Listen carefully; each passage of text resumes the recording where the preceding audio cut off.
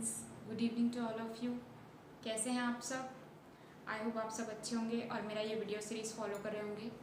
I hope आपको video पसंद आ रहे होंगे। अगर आपने अभी तक मेरे चैनल को सब्सक्राइब नहीं किया है तो प्लीज़ सब्सक्राइब कर दें, वीडियोज़ को लाइक करें एंड फॉलो करें। तो आइए हम स्टार्ट करते हैं आज अपना इंग्लिश का कोर्स, जिसमें मैंने चैप्टर 5 लास्ट क्लास में डिस्कस किया था। तो हम आज उसी को ही कंटिन्यू करेंगे, चैप्टर 5।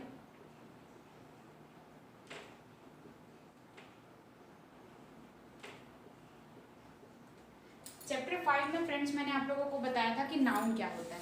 नाउन मतलब होता है संज्ञा। उसमें मैंने आप लोगों को बताया था कि किसी भी व्यक्ति, जाति, स्थान या वस्तु के नाम को हम संज्ञा या नाउन कहते हैं। उस क्लास में मैंने आपको नाउन के प्रकार के बारे में भी बताया था कि कितने प्रकार के नाउन्स हो सकते हैं, जो हमने डिस्कस किया था लास्ट क्लास में। अब आज मैं आगे स्टार्ट करती हूँ प्रोनाउन से, जो कि जिसको हिंदी में बोला जाता है सर्वनाम।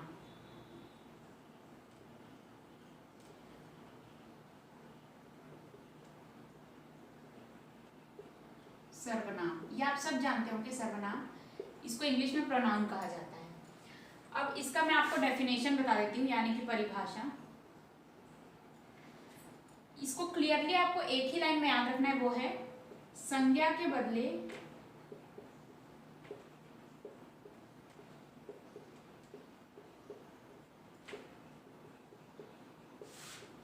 आने वाले शब्द को सर्वनाम कहते हैं।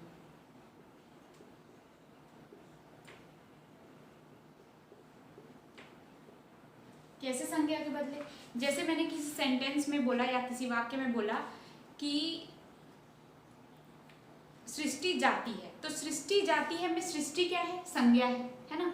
और जाती है मतलब मैं कहीं जा रही हूँ, या सृष्टि जा रही है, मैं, वो मेरी क्रिया है। जो सृष्टि है वो सृष्टि है वो संज्ञा है। अब मैं अगर ये बोलती हूँ कि संज्ञा के बदले आने वाले, मतलब सृष्टि की जगह मेरे को कुछ और बोलना है, तो मैं क्या बोलूंगी? सृष्टि जा रही है के बदले मैं क्या बोल सकती हूँ? अगर मैं अपने बारे में बात कर रही हूँ तो मैं क्या बोल सकती हूँ कि मैं जा रही हूँ। या अगर मैं किसी और के बारे में बात करती हूँ तो मैं उसका नाम नहीं लेके उसकी जगह वह या वो शब्द का यूज करती हूँ हिंदी में। तो उसी को जब हम इंग्लिश में यूज करते हैं तो उसको बोला जाता है प्रोनाउन। मैं आपको एग्जाम्पल्स बताती हूँ उसके, जिससे आपको समझ में आ जाएगा।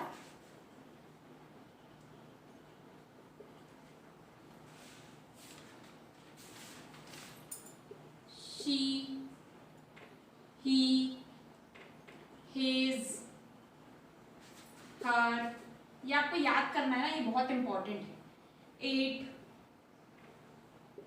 आई, वी, यू और ये दे। मैं इसका आपको मतलब बताती हूँ कि ये कहाँ पे यूज किया जाता है।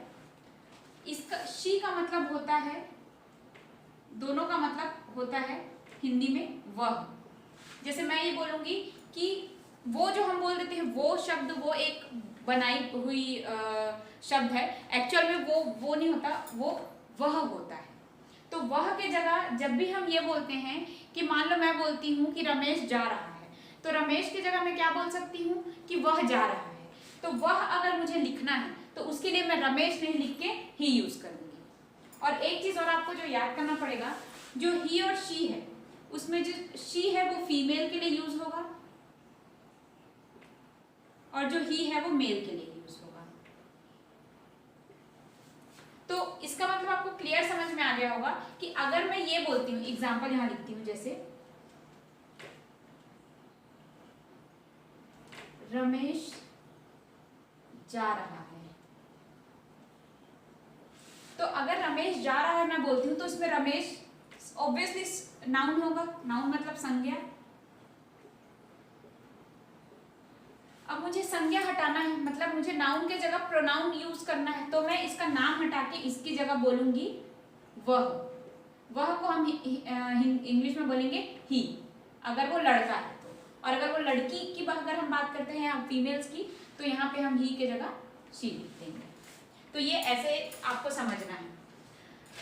और जो हिज है, ये आपको समझ में आ गया। ही और शी दोनों का मतलब वह होता है, लेकिन अगर हम फीमेल्स के लिए बात करेंगे तो शी बोलेंगे और मेल के लिए बात करेंगे तो ही बोलेंगे। उसके बाद जो नेक्स्ट हमारा एग्जाम्पल है हिज और हर। तो हिज मतलब हिज या हर का दोनों का एक ही मतलब होता है, उसका या उसकी। कैसे उसका या उसकी? जैसे मैं बोलती हूँ कि उसका रंग काला है, जैसे मैं बोलती हूँ कि रमेश का रंग काला है, तो अगर रमेश का रंग काला है तो रमेश उसमें क्या हुआ? संज्ञा। लेकिन अगर मुझे ये बोलना है कि उसका रंग काला है, तो रमेश का नाम नहीं लेके अगर मुझे उसकी जगह प्रोनाउन यूज करना है तो मैं क्या बोलूंगी? His colour is black. मतलब ये कि मैं रमेश के नाम लेने के बजाय उसको उसका या उसकी बोल के बुलाऊंगी। तो ऐसे इसको हिज और हर को यूज किया जाता है। इसमें भी वैसी है, जो हिज है वो आपके मेल के लिए यूज होता है और जो हर है वो आपके फीमेल के लिए यूज होता है। ये आपको याद करना पड़ेगा, क्योंकि अगर इंग्लिश बोलना है तो शी, ही, हिज, हर ये याद होना बहुत जरूरी है। मैं इसको थोड़ा और ऑर्गेनाइज्ड वे में भी लिख दूंगी। अब हम आते हैं इट की तरफ। इट मोस्टली उस चीजों के लिए यूज किया जाता है जो कि निर्जीव है। मतलब ये कि हम आदमियों के लिए, लोगों के लिए इट यूज नहीं कर सकते, हम उसके लिए ही, शी यूज करते हैं। तो जनरली कोई ऐसा सामान है जिसमें जीव नहीं होता या जिसमें जान नहीं होती, उसके लिए हम इट यूज करते हैं जो निर्जीव होता है। जैसे कि टेबल, जैसे मैं बोलती हूं कि हमारा टेबल या टेबल साफ है या टेबल सफेद है या टेबल का रंग सफेद है, तो मैं क्या बोलूंगी? टेबल का रंग, मतलब टेबल इसमें संज्ञा है क्योंकि वो वस्तु है। अब मुझे टेबल की जगह कुछ और यूज करना है प्रोनाउन, तो उसके लिए मैं यूज करूंगी इट। मैं भी यहाँ पे एग्जांपल्स लिख के आपको बता दूंगी कैसे यूज होगा। ये हो गया आपका इट। तो अभी आपको ही, शी, हिज, हर, इट, ये 5 चीजें मैंने आपको बता दी। अब हम आते हैं आई की तरफ। आई को हम हमेशा अपने लिए यूज करते हैं। आई का मतलब होता है मैं।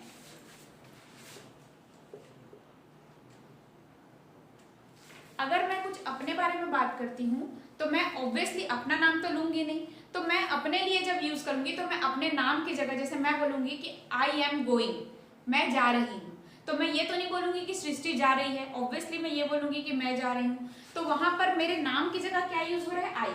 तो ये भी एक क्या हुआ? प्रोनाउन हुआ। तो आई का मतलब होता है मैं। उसके बाद मैं आती हूं हम, वी। वी का मतलब होता है हम।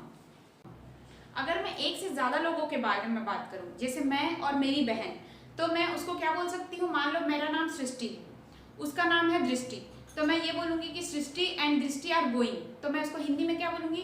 कि सृष्टि और दृष्टि जा रहे हैं। लेकिन अगर हम लोग ऐसे लोगों के सामने हैं जो हम दोनों को जानते हैं, तो मैं दोनों का नाम लेने के बजाय ये बोल दूंगी कि हम जा रहे हैं। तो हम के जगह हम यूज करेंगे वी। तो वी भी एक प्रोनाउन है। क्यों? क्योंकि मैं अपने नाम और अपनी बहन के नाम के जगह यहाँ पर वी यूज कर रही हूँ, तो इसलिए ये संज्ञा के बदले आ रहा है, इसलिए ये प्रोनाउन कहलाएगा। नेक्स्ट है यू। यू का मतलब होता है तुम। तुम मतलब अगर मैं किसी दूसरे के बारे में बात कर रही हूँ या मुझे कोई और मेरे नाम से बुलाने की बजाय कुछ तुम बोलना चाह रहा है, तो तुम के जगह हम यू यूज करेंगे। तो इसलिए ये हो गया प्रोनाउन, नाम की जगह हम यू यूज कर रहे हैं। दे, दे का मतलब होता है वे। वे मतलब अगर मैं अपने बारे में बात नहीं करके बहुत सारे लोग हैं जो मुझसे अलग हैं, मैं उनकी बात करूं, तो मैं ये बोलूंगी कि वे जा रहे हैं। तो अगर उसमें 3 लोग हैं तो मैं तीनों का नाम लेके ना बोल के अगर मैं ये बोल दूं कि वे जा रहे हैं, तो उसमें नाम की जगह जो वे आएगा वो होगा हमारा प्रोनाउन। तो प्रोनाउन जो है वो यहाँ पे वे है। वे को इंग्लिश में बोला जाता है दे। तो ये चीजें हैं जो आपको याद रखनी है, ये बहुत इंपॉर्टेंट है, क्योंकि हमको मोस्टली हम हर जगह लोगों का नाम नहीं ले सकते, तो नाम की जगह हम ये सारी चीजें यूज करते हैं। तो ये आप नोट कर लीजिए। अब आगे बढ़ते हैं।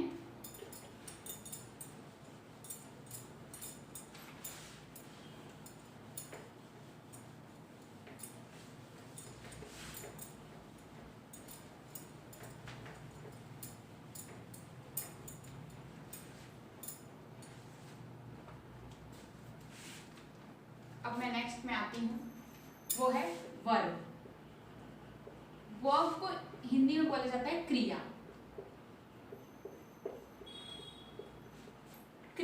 मतलब होता है कोई ऐसा काम जिसको हम करते हैं, जैसे खाना पीना सोना, ये सब वर्ब में आता है। इसका एक डेफिनेशन बता देती हूँ, इसको इंग्लिश में वर्ब बोला जाता है। एक ऐसा शब्द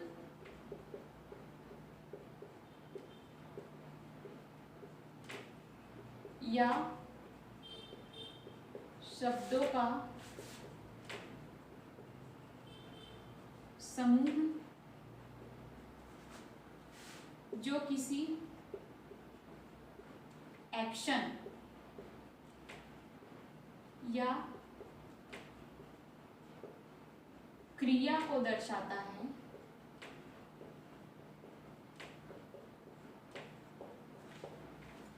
वर्ब कहलाता है।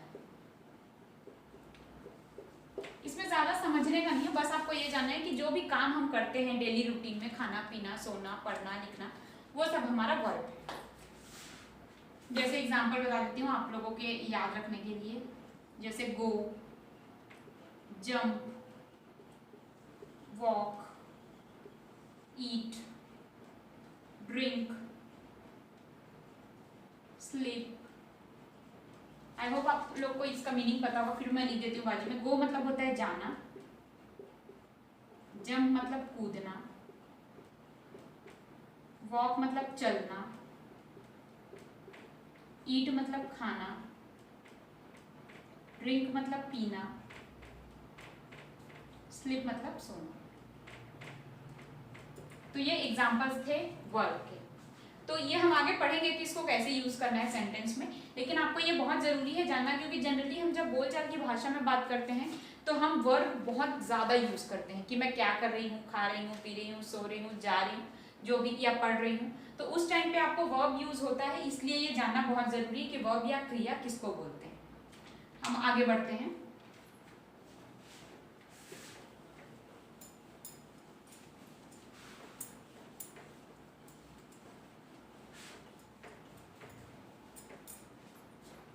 नेक्स्ट है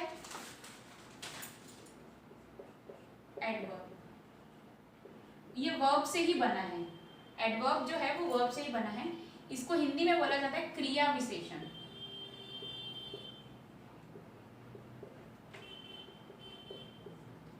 क्रिया विशेषण इसका मतलब ये है कि जो किसी काम के या क्रिया के विशेषता को बताता है। तो इसका डेफिनेशन हम लिख लेते हैं आपके याद के लिए। एक ऐसा शब्द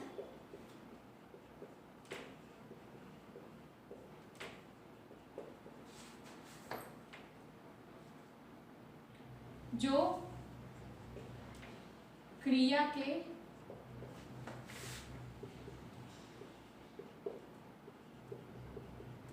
विशेषता को बताता है।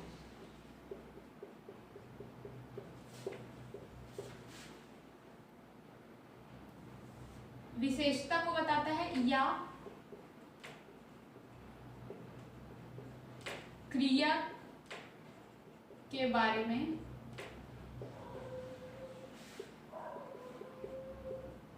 अधिक जानकारी देता है।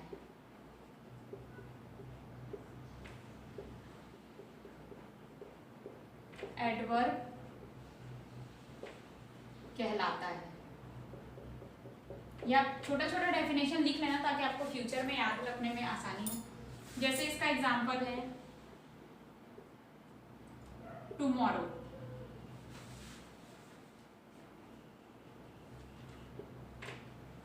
क्विकली, जिसको हम लोग अर्ली भी बोलते हैं,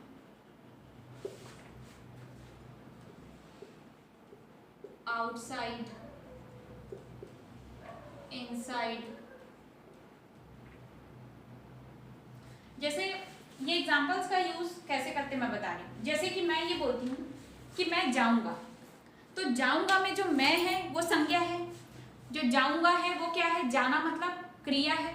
लेकिन मैं अगर ये बोल दूं कि मैं कल जाऊंगा, तो कल जाऊंगा भी मैं क्रिया को ही बता रही हूँ, लेकिन क्योंकि मैं क्रिया में एक विशेषता बता रही हूँ कि मैं आज नहीं जाऊंगा मैं कल जाऊंगा, या मैं परसों नहीं जाऊंगा मैं कल जाऊंगा, तो वो हमारी क्रिया की विशेषता हुई। तो मैं उसके लिए कैसे यूज करूंगी, आई विल गो टुमारो।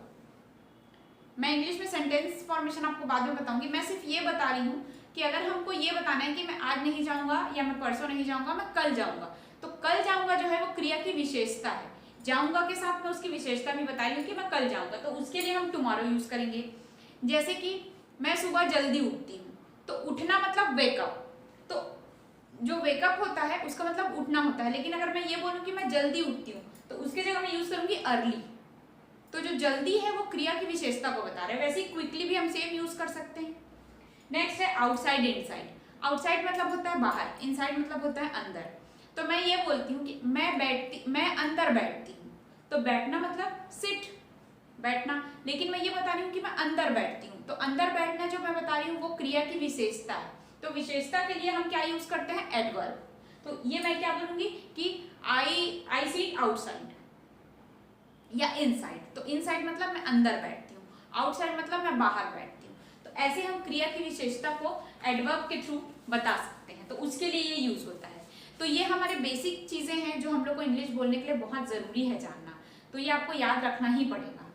ये क्लास यहीं पे मैं खत्म करती हूँ। आई होप आपको क्लास पसंद आया होगा। नेक्स्ट क्लास में मैं कंटिन्यू करूंगी आगे। और अगर आपने अभी तक मेरा चैनल सब्सक्राइब नहीं किया तो प्लीज़ सब्सक्राइब कर दीजिए, वीडियो को लाइक कर दीजिए। Thank you.